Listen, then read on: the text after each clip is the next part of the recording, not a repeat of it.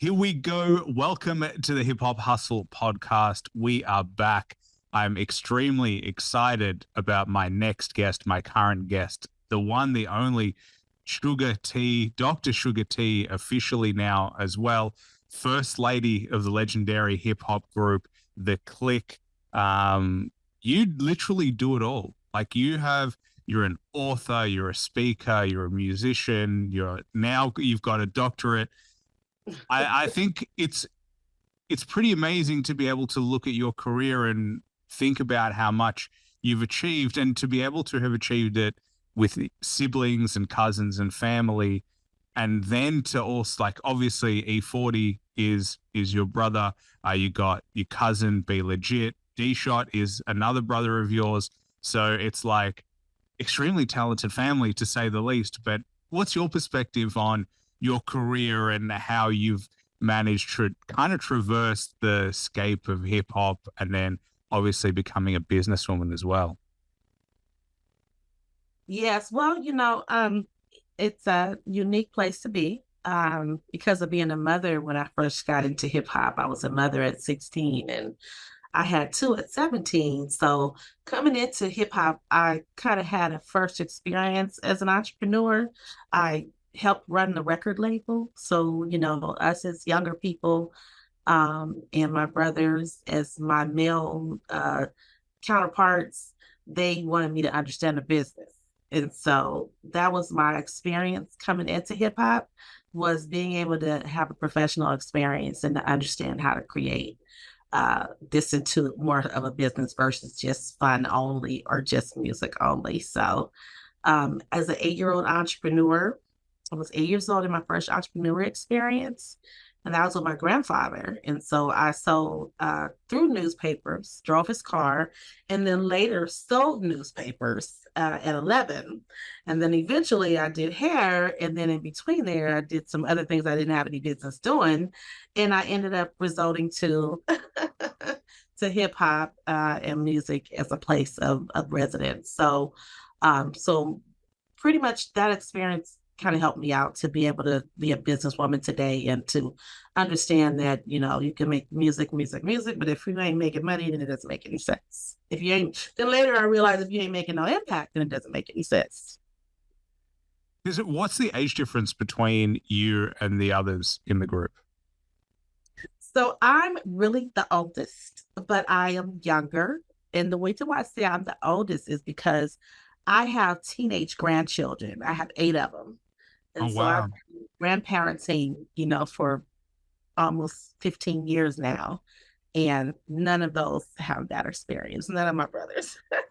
And I have 8 of them. So I say I'm the oldest when it comes down to the responsibilities, of a woman and all that you have to endure in the good, the bad, the ugly, and as a mother, as a grandmother, supporting young ladies and young women. And then, of course, as a woman who wanted the well-rounded experience, the sacrifices that I made to get that. And so, but I am the in the middle of my brother D-Shot and my brother 40 as far as age and years. Can I ask you, you said that you had what your first child was at 16 and then your second at 17. What Yeah. is So that like? Like, I'm well, yeah, no, that's okay. I'm just like, I'm trying to put myself in that position. I'm trying to imagine what that is like, and I'm interested to know what your headspace was. I think there are people who would be in a similar position, and to be able to look at how you've traversed that journey and to be where you are now is inspirational. It must give a lot of people hope. So I'm interested at when you were at that time, what was your headspace? What were you thinking? And did you have a plan or anything like that? well, actually, I purposely had my daughter. One time, my first of all, I'm the only girl of 5. So, I grew up in a house with 5 brothers on the weekends and 3 brothers during the weekdays, and so totaling 5. And me being the only girl, there was something inside of me that wanted to nurture that I didn't know that at the time, but I'm like, why did I want a baby so bad? So the thing was, my aunt came over one day with my little cousin, And he was just so cute. It was just like a little butterball, and he was just so precious. And I was like, oh my God, he was newborn, and I could just see his little butt sticking up, and just that little butterball feeling. And I was like, I want a baby. So never knew how you would be stuck with the child and all that comes with having a baby young, immature choices, um, heartbreaks, disappointments, bad choices because you're still growing up and learning. And luckily, my mother kind of gave me a lot of experience younger, so I really understood, how to have life skills, a lot of life skills. So that helped me out a lot. And she was very supportive. I didn't have a horrible experience as a teen mother, but I don't encourage other people to have children young, other girls to have children young at all, because it's a totally different world, especially today. My mother was very supportive. My aunts were supportive. Everybody was supportive. Nobody made me feel bad. Everybody just loved on me and made sure that I was going to be a good mother. And I got freedom, and the road gave me even more freedom. But the things that was hard for me, well, first of all, I just only wanted one. But then when the other one popped up, I'm like, oh my God, I'm pregnant again. No, no, no, I don't want this. I can't sleep already. I didn't mean to do it twice. And I didn't understand that you can just get pregnant so easy like that. And I don't believe in abortion. So because of that, I kept my daughter. Um, and I my mother don't believe in it, and my kid's father didn't believe in it. And so, I kept the baby, and I had two in 1 year. They're only 10 months apart. So they're the same age for about a month and a half. They're literally the same age. So I had twins. And so I was always fascinated by twins. And then I ended up with like twin grandchildren. So I actually have twin grandchildren as well. But anyway, I didn't understand how rough it would be as a young mother. I was still learning myself. Rough in the sense of me making young choices, not rough in the sense of taking care of a child. I already knew to be clean and to keep a child safe and to keep myself safe and to, work towards making sure they eat, making sure that we have a clean environment and a safe environment and, diapers and milk and food on time and sleeping and nurturing. All of that stuff was very natural for me. But when it came down to making choices of, relationships, it was, very difficult to position myself with that space, and especially being famous and more different than the average girl. So, those were some areas that I didn't make the best choices, and that caused ricochets of other trauma and drama, and then of course, there was a whole bunch of other things that came along with that. so so it was a beautiful experience though. And I'm very happy because now I'm in my mid 50s almost, and my kids are almost 40, and my grandchildren are teenagers, and I did it again as a young grandmother at 37. I kind of lived the same life again as a teenager, but I wasn't the only main I wasn't the main, what do you call it, overseer. So it's a lot easier. Mm. How do you think you navigated all those like question marks? Like it's like I said, like I'm just trying to put myself in your shoes. And, as you're talking about it, you're like, well, then I made young choices. And I mean, 16, 17, you're still a child, really. You don't think about it at the time. And then as you look back on your youth, you're like, I knew nothing. Like I didn't know anything about life. I didn't know anything about people. I didn't really know anything about myself. So as you were like navigating it, as you were navigating relationships, as you're navigating hip hop, which is its own beast, like Mhm. how did you manage to like not let the knocks hit you hard enough to get knocked down and stay down? How did you manage to keep getting up and keep going? You know what? I believe in what I'm doing. I'm believing in the journey. And I believe that if I keep going, I will be able to be extremely successful. That's a really good question. I've been knocked down several times, but I've gotten back up. I've had to step back and come back swinging. I've felt broken. I've had breakdowns. I've had breakdowns. But I was able to become unbreakable from it. And I learned to get better instead of bitter. That's what kept me going. When you get hit by something, eventually you become better, and better is, getting more. First of all, being aware of what's going on, and when I say aware, that means that the fact that you can get knocked down, um, and then that's like the first beginning of awareness. I was grateful to grow up with a very faithful grandparent. They taught me faith. It was a church environment. It was a spiritual growth for me. And that always gave me a place to go to when I couldn't go nowhere else. When alcohol didn't do anything, when it made things worse, when, the fun and the partying and getting away for the moment, when touring and fans and family didn't work, I always went to God. And it was the best place for me because it made me take accountability, made me aware, made me conscious, made me have faith, and it also taught me wisdom. And I mean, increased knowledge and wisdom. And it gave me empowerment through just reading the stories and seeing what happens when people are in certain situations. So it's been quite a bit of chapters. I wrote books about them. There's been quite a bit of chapters in my life. And navigating through that has been a very unique experience because I know that it couldn't have been my strength.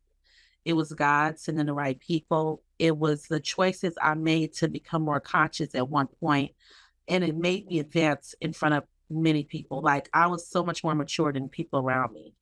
I just grew past them, and they were still, in baby stages of being okay with certain things that I looked at that was not healthy, and I knew that wasn't healthy.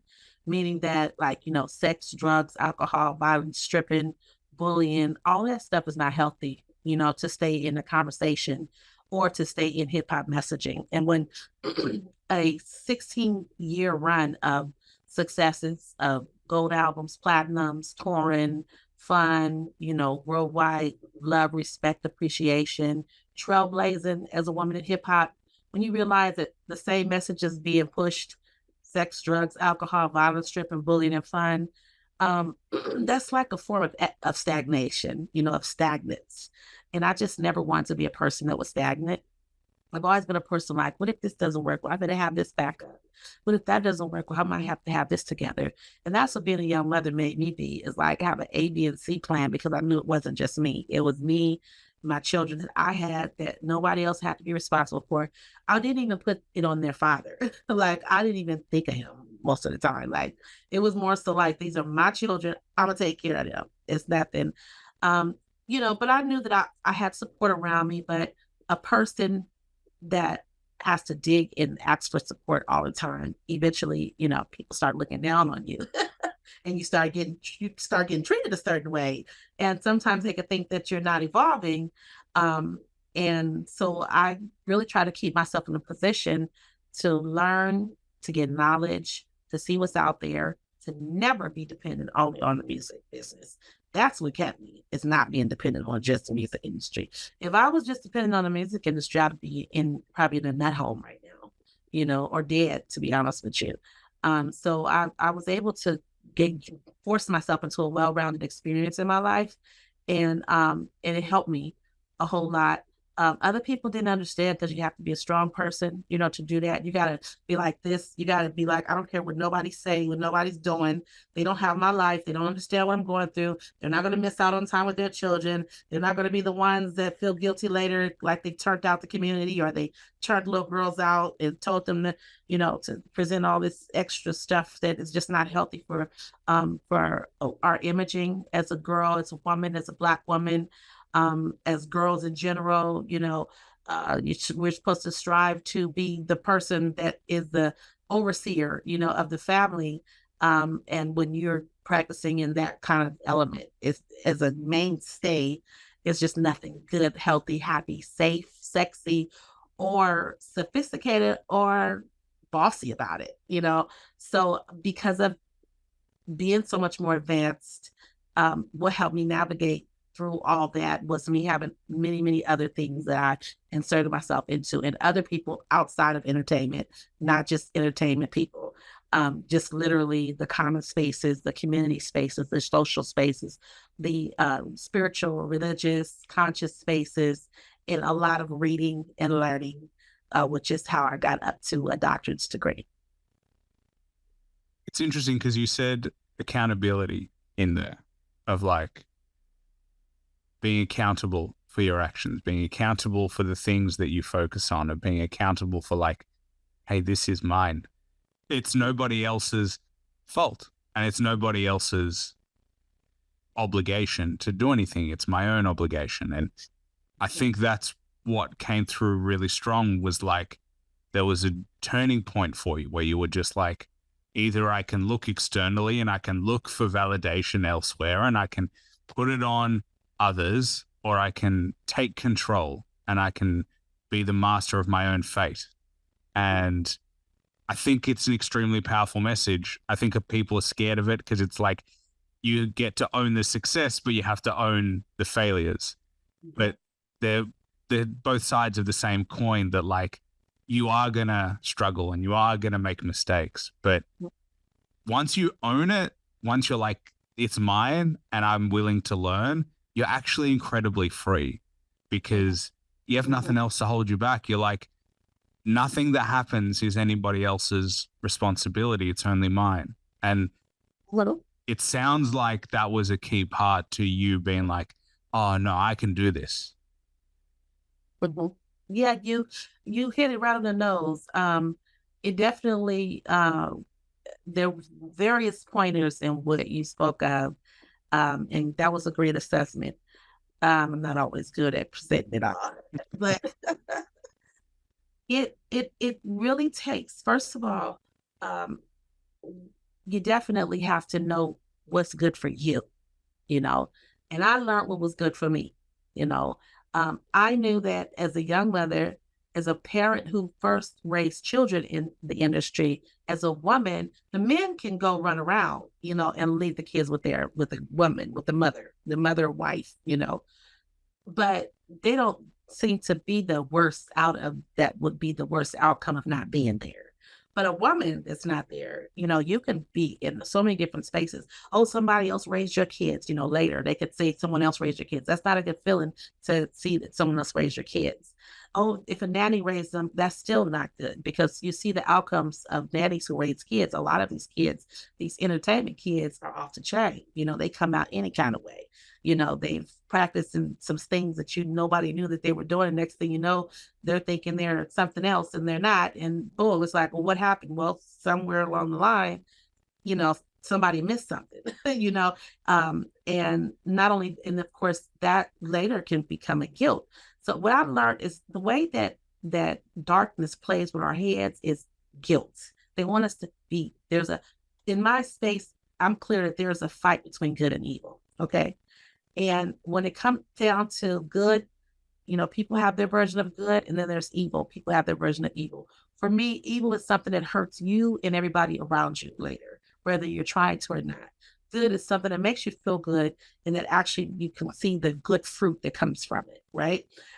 Which is the good outcomes that come from it. So trying to make it plain and scientific as I could possibly make it. But one of the darkness, a dark element is for you to feel guilty later.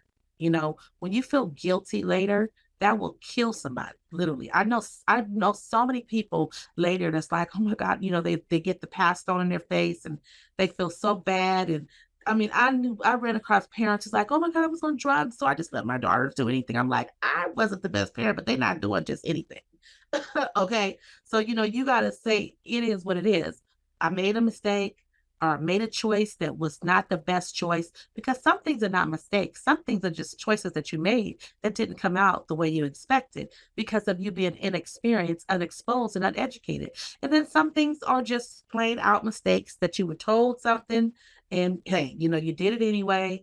And that was bluntly open mistake, but sometimes you got to make those mistakes to get something out your system, because you could either be roboted, and like do what everybody else wants you to do, and then, or you could jump off the nest and say, I want to see something else too. I know this is here. I can come back to this, and hopefully that situation will still be available for you.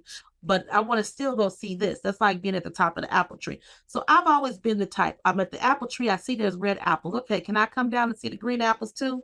And then go back up and get the red once I'm tired of the green, or once I know what's in the green? Can I have both? See, sometimes people want you to just be in this box. You stay here and that's it. And that's the torture of life. And that's where you end up desperate, selling out, only relying on one source to make something happen, which of course, when you're doing that, then you make bad choices, because you might do things that you don't want to do. You might sell out. You might, end up with certain levels of implementation of things that you just did just because that's your only choice. So in life, we have to have choices. So I realized that guilt is one thing that can torture you. And that's if you don't do things based on the best of your ability, later that can be thrown in your face. Making bad choices is another. That means when you're not knowledgeable and when you don't have other things that's available to you or no more, then you're going to possibly make choices that might not always be the best. And as we get older, one bad choice can kill us. So we have to really be careful, right? Thirdly, there's time that the enemy, the darkness, likes to take from us. If you could be distracted over here, right, and you really should be over there, but you're over here because everybody else is over here, then over there is where it's really at. But you could be distracted, and time is an essence. So therefore, 10 years can go by and you're doing the same thing because everybody else is doing it. You know what I'm saying? Everybody's doing this. Everybody's selling drugs. Meaning, when I say selling drugs, I mean selling this on CD and on music and messaging, selling sex and music and messaging, selling foolishness. To me, that stuff is just the most dangerous presentation of what hip hop should be about. And it's not good for us as a people that are culture, that help create and carve the culture. And it's not good for those who are listening. We should be fair to the people who are listening and give them more than just that. Every time you look around, you got to turn around and twerk. I see these girls. Oh, anyway, I just got way off track. But my point of saying that is by taking accountability and by saying, I'm going to learn, I'm going to grow, and watching all these areas. Let me make these decisions. Let me get out my system this. Let me make this sacrifice in which people don't want to sacrifice, because it is a very sacrificial place. Meaning, when I say that, people will beat you up when you make your own choices. They will leave you out, and you might feel like, oh my God, I don't fit in, or you might not be the first person called if you're not doing what the flock is doing, so you got to create your own way, and you got to be prepared for that. And that's where entrepreneurship has been very valuable to me. That's where me exploring other places and spaces have been very valuable to me.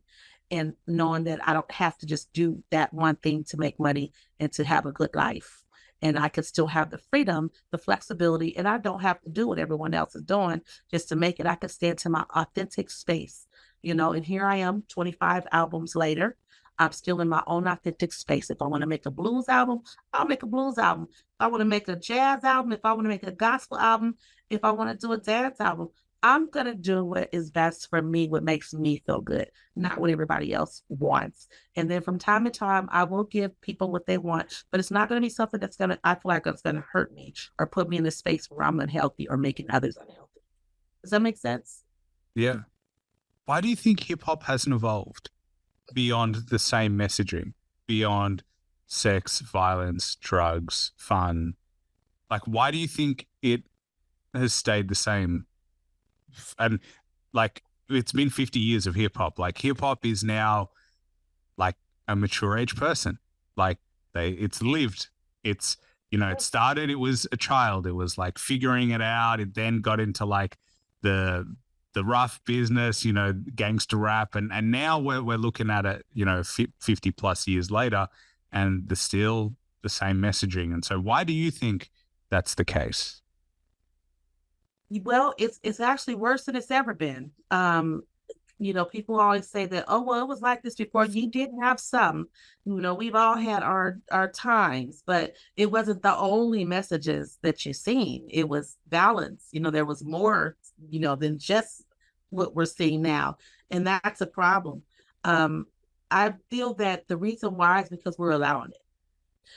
You have different generations that come up at different times, right? It's 5 years. So 50 years, that means the person that was born 10 years ago, they was born into to stuff. So they think it's natural. They think it's a norm. Then you have the 20 years ago. They think it's a norm, and it was a norm that started creeping in 20 years ago. 30 years ago, they kind of know the difference, and they're still reaching for more because now they've grown up. 40 years ago, they're like, okay, this is cool, but this ain't cool. So let me figure out how to make this make sense. And let me try to save my kids, or maybe they may even, have noticed and said, let me block my kids from it. 50 years, if you're relaxed at 40 or 50, then there's a problem. And that's where the problem will lie, because the 40 or 50-year-olds should be playing old school music to their kids. They should be showcasing other presentations and conversations and content and lifestyles to their children. I do find a lot of people, they get in my inbox and they say, you raised me. I play my kids, your music to my children. I play your music to my children. So I'm very proud when they say that. Not only my music, but we have the OJs, we got all the old school that we keep alive, because we've kept the old school of hip hop and soul and R&B and dance music alive by continuing to play it to our children. But I think that the reason why it's not evolving is because, one, taking accountability and responsibility, people allow it to be heard and they like it, which keeps the artist paid and presented and popular and relevant because they're engaging. So that's one. We're creating this for ourselves, unfortunately. And I put myself as as a consumer, you know what I mean? Even though I'm an aggregator, of it, but still a consumer, because I look at the people that I love and care about, right? Not just me. So the consumer is at fault. I think the media, then you have different levels of media who are young and old, but the older people are doing the best they can. The younger people just want to come in and smash and put younger people and other people in it. And unfortunately, not that there's a problem with younger people in it, but a lot of the younger generations are the ones that's carrying this out, and they're continuing to do it. And I think they're doing it more so to clamp on because they see that it's selling. So they're able to get a quick lick and not have to work hard in their mind. And there's an easy way to get to the bag. That's what my understanding is. However, so you have the young media that's keeping this, and their mindset is not to present us to support the older generation. They want us to get out the way, so we're a vice to our own industry, to our own selves. The media is a vice to us, the majority of it. And then you have the consumers as a vice to us, but don't even know that they're a vice. And then you have, of course, the artists that get in it, and they just want to do whatever it takes to make it in their mind. And the easy route for them is to do what they feel everyone else is doing. And the easy route to them is to do what they think sells. And unfortunately, we can't blame the record labels. People want to blame the record labels and they want to blame, but I don't blame the record labels. I blame the artists. Because if the artists don't give the record labels nothing to push, then, what does the record labels have? Right. So, and wouldn't you say that the record label funds particular projects? Like, when you sign a deal, it's not like the record label's like, okay, Suga-T, go do whatever you like, and fingers crossed. They're going to have a say in what music you push, especially now, that it's extremely formulaic algorithms. They know they have so much data on the fans that they're pushing music to. So I feel like the musicians now more than ever are almost like boxed in. You were talking about boxes earlier, about like, you don't want to be stuck in a box. Yeah, but they have to be strong enough to walk away. At the end of the day, they have to be strong enough to say, I don't want to do this. This is not me anymore. So, yes, I do. I definitely feel that some of the record labels and some of the people behind the talent, these machines, are definitely a part of it. I think that there actually may even be an agenda that is connected to it, but it's a business, and that's the business. So the problem is, is that we have to do our business. So it's like we don't have to listen to it. We don't have to follow it, but we're so distracted by hype and by loving the stars that that's what they do. So that's where, because if it's not selling, then the record label, there's a slight chance that they will say, this is not selling anymore. Maybe we should go a different direction. But if we're buying it, and if we're listening to it, and if we're playing it, and if we're implementing it, and if we're recording it and putting it out there, then, where does this stop? Everyone is just kind of going along with the program. So I think that's the problem, is everybody's going along with the program. And it's because of a variety of reasons. And when you have other choices, other things you can do, other ways you can get stuff done, you have knowledge, you have understanding, you have wisdom enough to be able to know how you can survive in all the different ways, then, you can make a pivot. You know what I mean?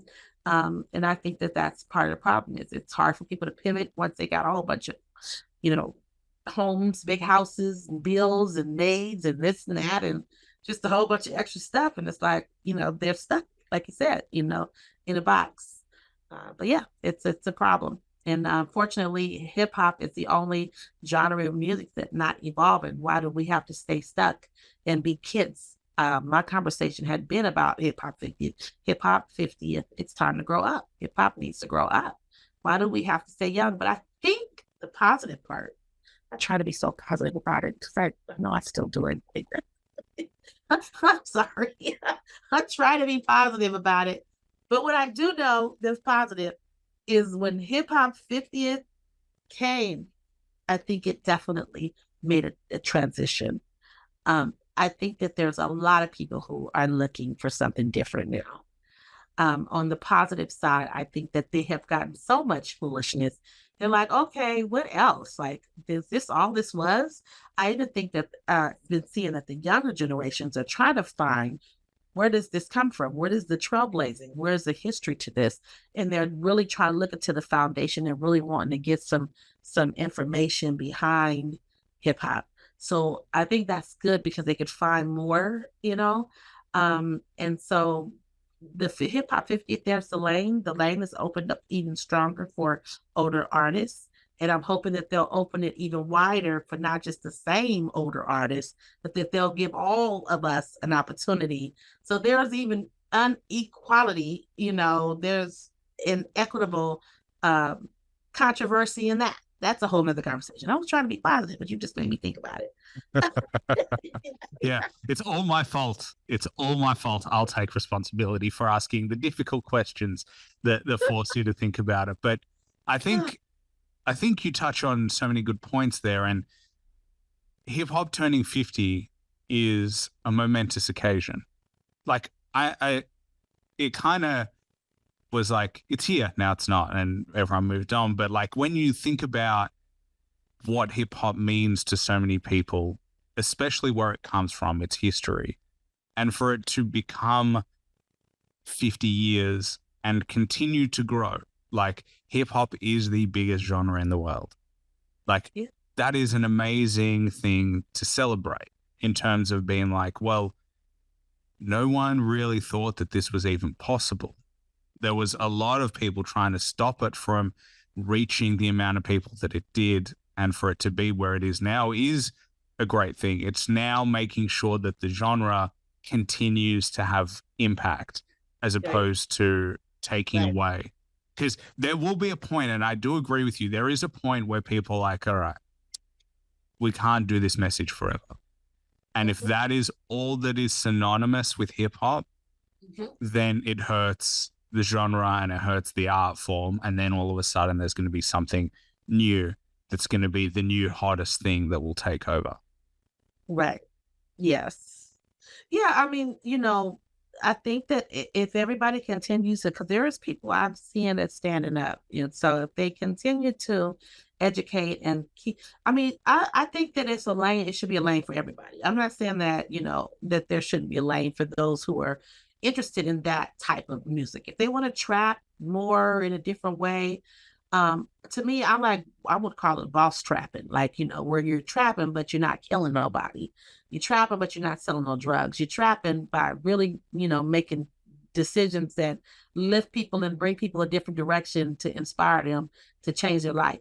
To me, that's boss trapping. But what they're calling, queens and boss, that's not queen. That's not a queen that just turns around and shows her butt and twerk and hump the air. And that's not queening. That's stanking. That's like nasty. It's not anything classy about that. There's nothing sophisticated about that. I understand we go through stages in our lives. I went there too. You can find a song called "Can You Handle This" on me. I've had my conversations of my quote unquote, sexual presentations, but it was never at the rate of what it is now, and it would never be. And it was done in a different way. It was done in a more bossy way, not like a way where, to me, you can't be a boss saying, "Here, come sex me up. I can do this to you and I can do that to you and you can have it all." That's, to me, it's just not bossy, and it's not queening. It's like horrible to me. So the way that it's being done, it's not even the game that is right. To me, the game was like, look, I know I'm cute. I know I'm smart. I know I'm fly. I know I'm the bomb. And I'm not giving it up to you. You're going to learn me first. You're going to understand my brain. You're going to see how I can work a different direction.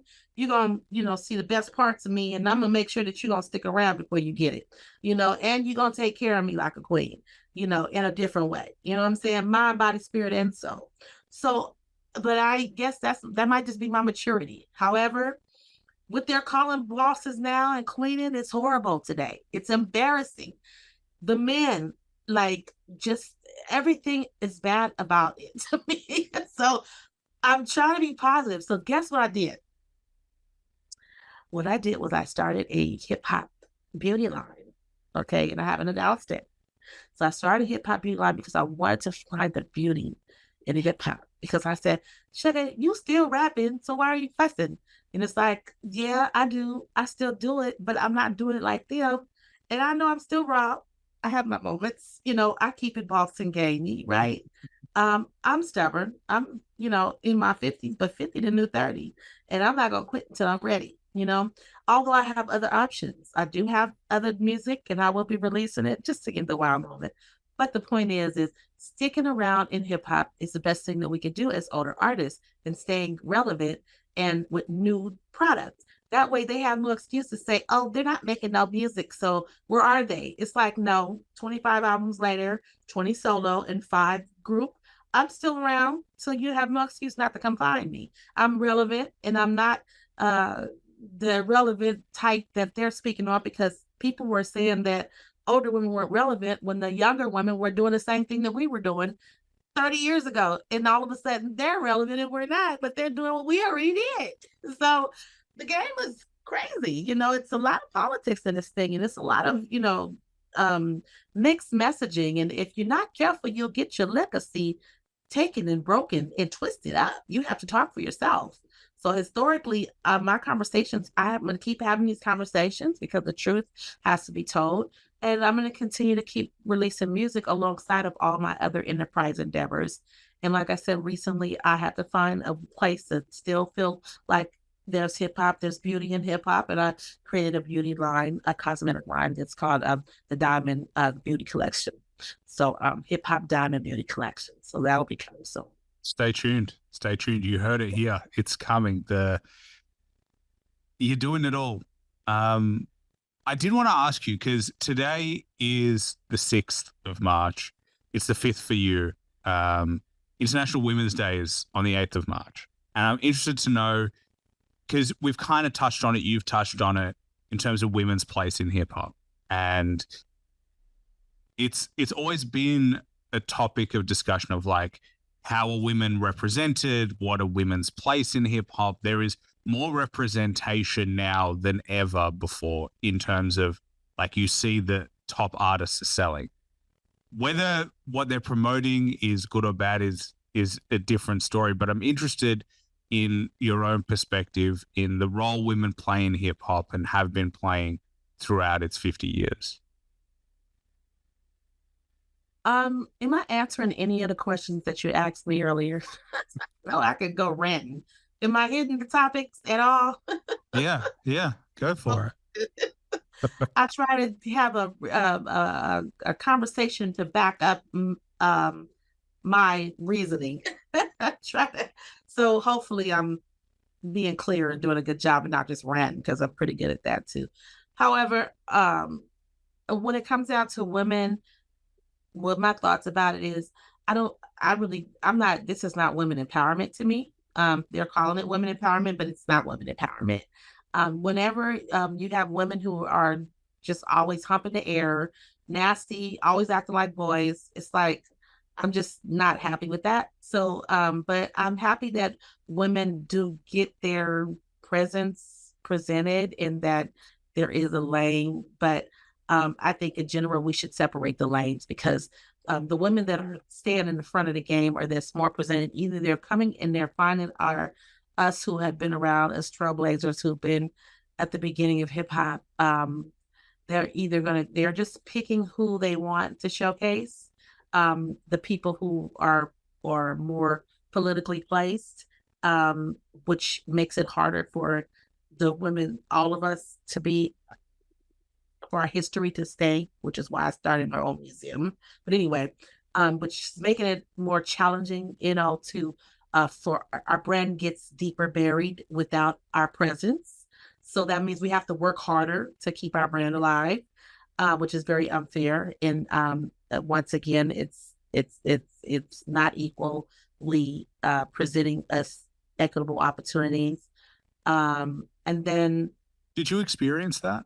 Did you experience being a woman and not having the same opportunities as male counterparts? oh, absolutely, and not just male counterparts. But because you know what, I'm okay with not having the same as male counterparts, but I mean not the same as women.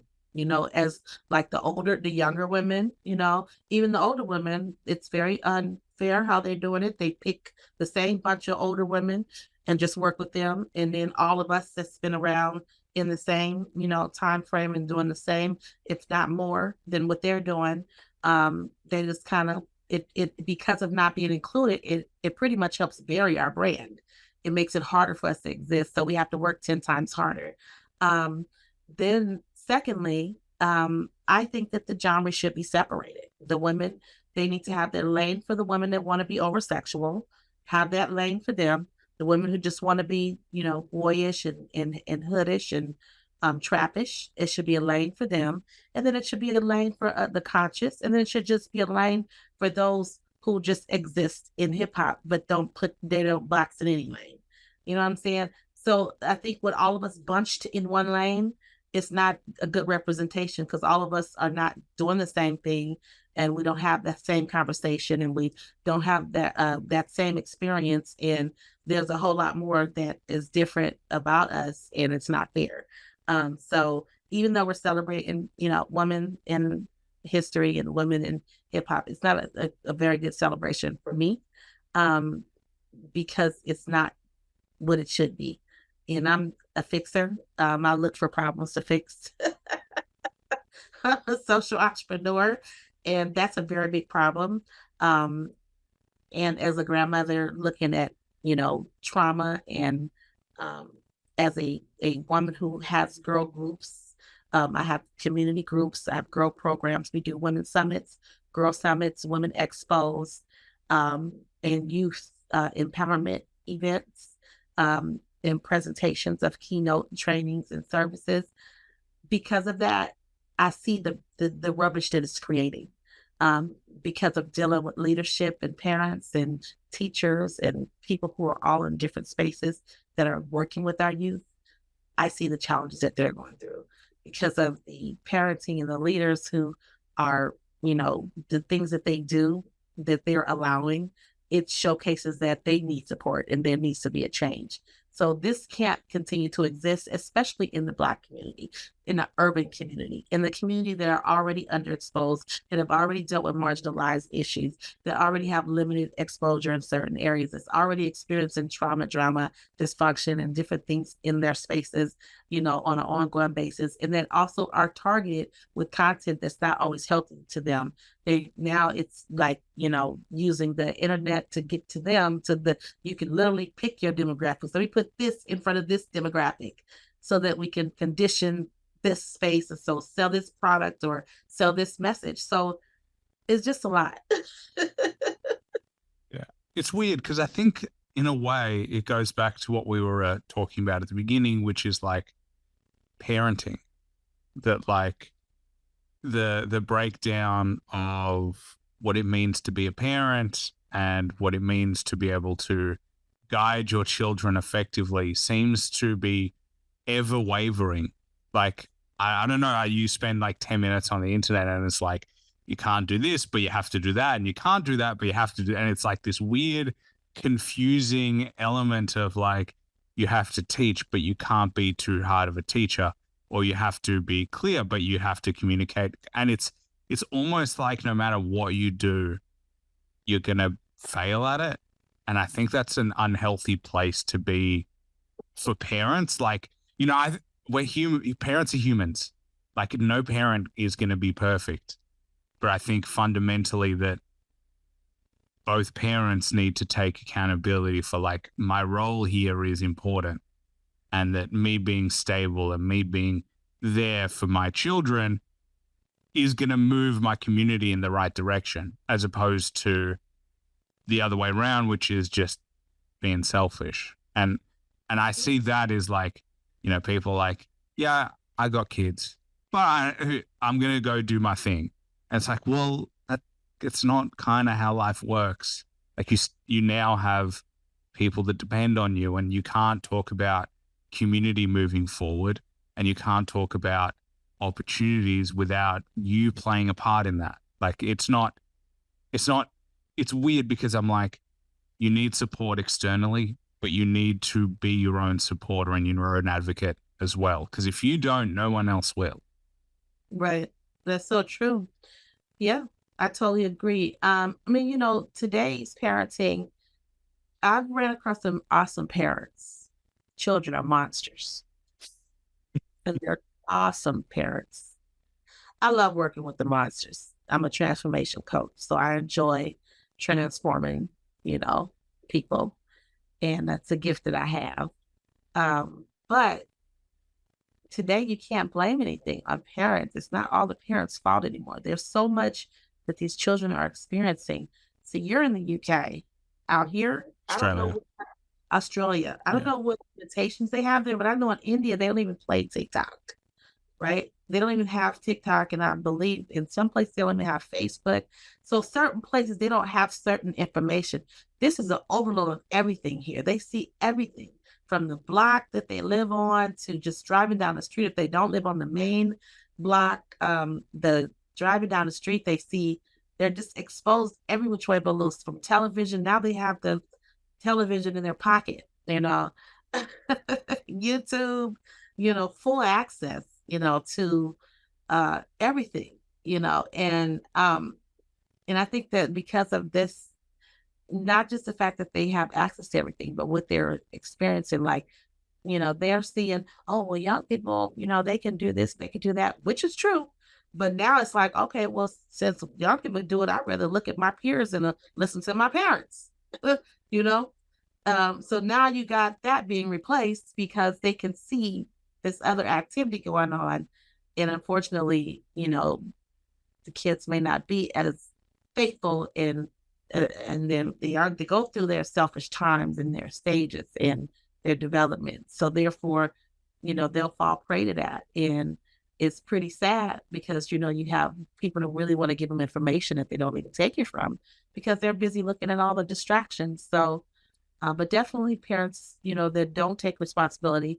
You don't need to smoke weed in front of your kids. That's horrible if you're smoking weed in the house. If they just smell weed, is bad. Now, when I say that, I'm going to get some latching. They're going to attack me right now by saying this. But it is the truth. If you don't want your child to smoke weed, you should not smoke weed around them. And eventually not smoke weed at all. You don't want your child to cuss. You should not cuss around them. My children don't cuss. My kids are almost 40. They still don't curse in front of me. Okay. I've had my chance when I cursed, but this lady had came up to me one day. I was about maybe 25, 27 years old. And she heard me, cussing in the nail shop, talking loud, smacking my gum and, thinking I'm all cute and sassy. And she heard me on the phone. And as soon as I got off the phone, she interrupted me and she said, can I talk to you for a minute? And I was like, yeah.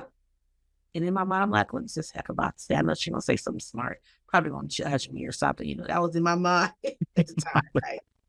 She said, you are such a beautiful lady. You're such a beautiful girl.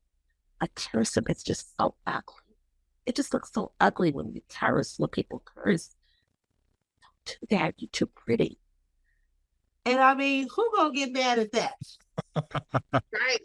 Who's gonna get mad at somebody saying you pretty, but you're acting ugly, basically? From that day on, I never cursed again. So I mean, every blue moon I might slip a cuss word here and there, but just, there's just it's just the things that in life that we experience where we get exposed, even to a point where, wearing my cleavage out. I'm kind of now kind of conscious of my cleavage. So every now and then I might accidentally throw on a shirt that's doing a little more than I expect. But I even have, like now the girls wear their whole breast out. And I'm like, that's horrible. You might as well not wear a shirt. The only thing they're covering up is their nipple. And it's like, oh my God. I mean, we used to do cleavage, but now it's like the whole breast. I mean, where are we showing our girls to cover up, how to cover up and how to hold themselves, how to be with integrity and treasure their bodies, to not just feel like everyone should see it every second. So there's just many layers. And I don't know how I got back to that, but you would ask a particular question. Yeah, we got there. It doesn't matter how you get there. It's the journey. It's like life. It doesn't matter how you get there. We just got there, and it's just like, okay, we're here now, and we'll continue. We'll make the best of it. But in preparing for speaking to you and in doing research, it was pretty cool to be able to see the things that you've been able to achieve in terms of just the magnitude of it all. Like, and one of the things that stood out to me was your Jive record I think the record deal as like one of the biggest joint ventures in the history of hip hop as a blueprint. And I just wanted to get a little bit of insight on how that happened and what you think it meant for more people after that. Sure. So, we were real hustlers. We definitely experienced streets, and activities that brought us to an understanding of how to make money fast, and also at the same time, how to make money that that that takes you to a different place. So, in the case of Jive Records, we took our same skills of hustling into music, and we sold records out the trunk before all these people saying they sold records out the trunk. So records out the trunk, we produced our own music. We created a whole clique of people who did music, who were on the same page, who experienced the element of what it can be like away from what we were doing. And so that experience gave us a chance to build out relationships, because the skills that we learned was about building relationships and utilizing those. And of course, what we were taught by some of our leaders, which was my uncle, St. Charles, who was he was like one of the first guys who actually made a record and worked for a record label. And he learned how to produce records and what to do to make it work as a machine.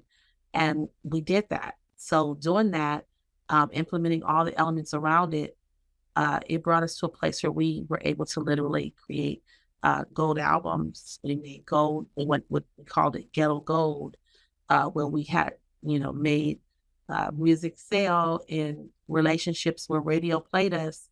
And it stayed on radio, and we ended up going gold before radio, and then eventually radio picked us up. But we went gold, ghetto gold, before radio. And so that caused a lot of traction to our fans and to the industry.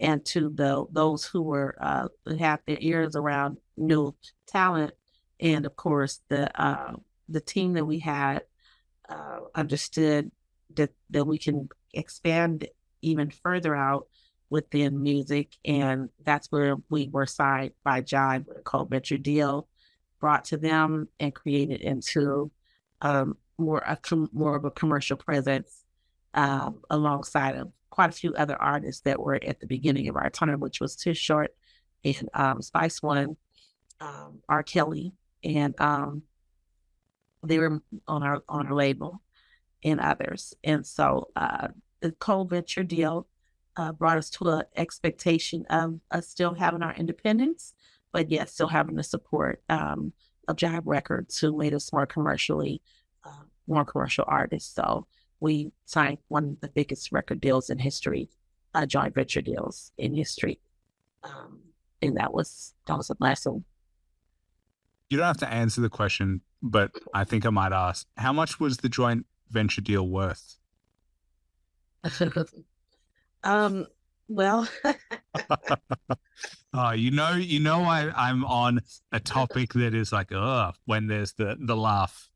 well, it was in the millions. I could say that. Okay, so enormous. It's enormous. Yeah. And when was that deal signed?